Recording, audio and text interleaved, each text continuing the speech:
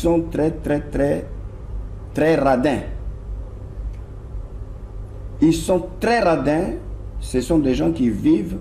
Vous ne verrez pas la famille Giscard sortir un franc devant vous. Hein. Et ça, je peux vous le jurer. Parce que quand même, depuis 1967 à 1979, j'ai eu largement le temps de les connaître. Je vous dis, Giscard venait partager les chambres avec moi. Je lui donnais une chambre, moi j'avais une autre, et on se partageait la salle de bain. Jusqu'à ce point-là quand même. Il allait d'abord faire sa toilette. Quand il avait fini, il prenait sa douche, il se lavait. Quand il avait fini, bon, il me prévenait qu'il a fini. Moi, en ce moment-là, j'ouvrais la porte, puis je rentrais dans la salle de bain pour m'apprêter moi aussi à mon tour. Il vous a jamais reçu chez lui, en France? Non, non, non.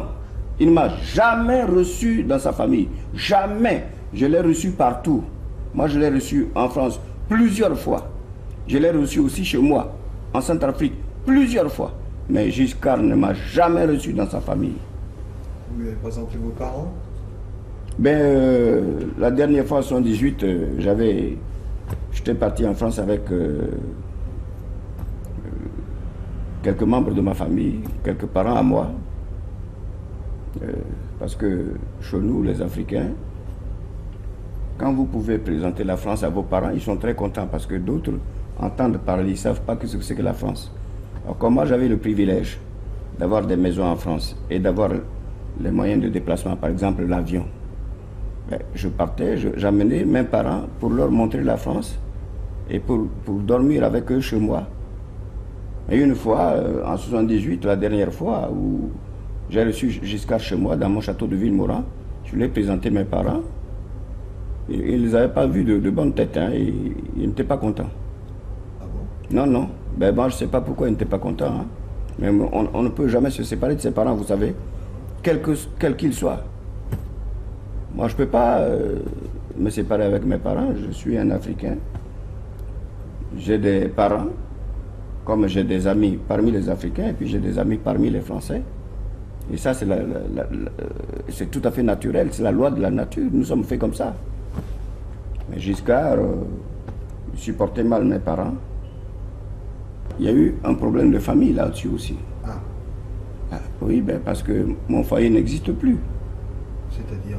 Ah, je ne vais pas le dire parce que j'ai pris l'engagement devant mon ex-épouse de ne pas le dire.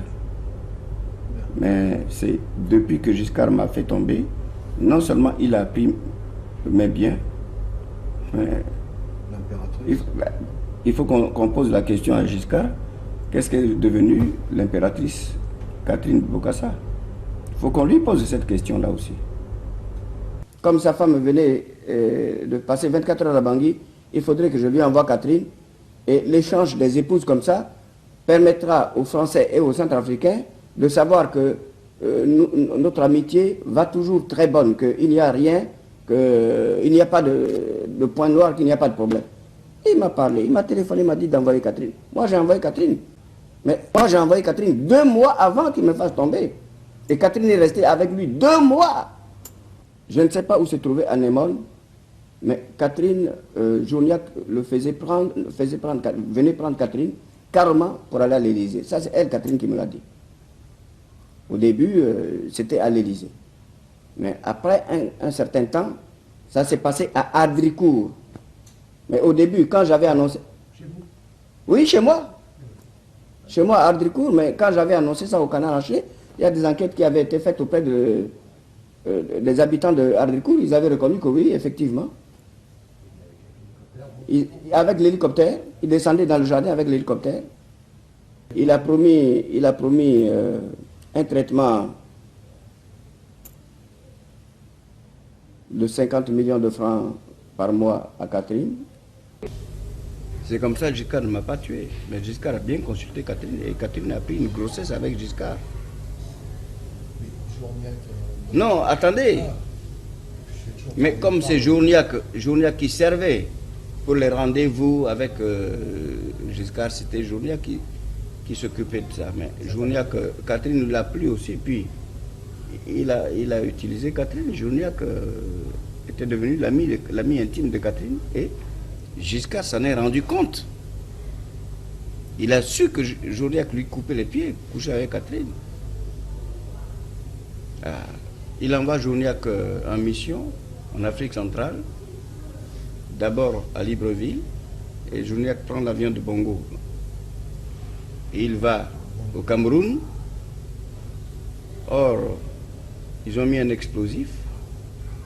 À peine arrivé au Cameroun, l'avion a explosé avec Journiac. Il est mort dans l'avion. Il est mort dans un accident d'avion, là-bas, au Cameroun. Ça fait beaucoup les accidents d'avion. Hein? Ben oui, mais c'est pour ça, Giscard est très fort. Hein? Il est très fort. Et il a tué Journiac, parce que Journiac a couché avec Catherine.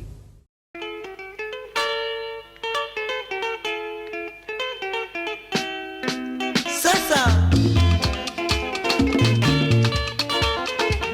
Rockabilly, jazz, sentiment.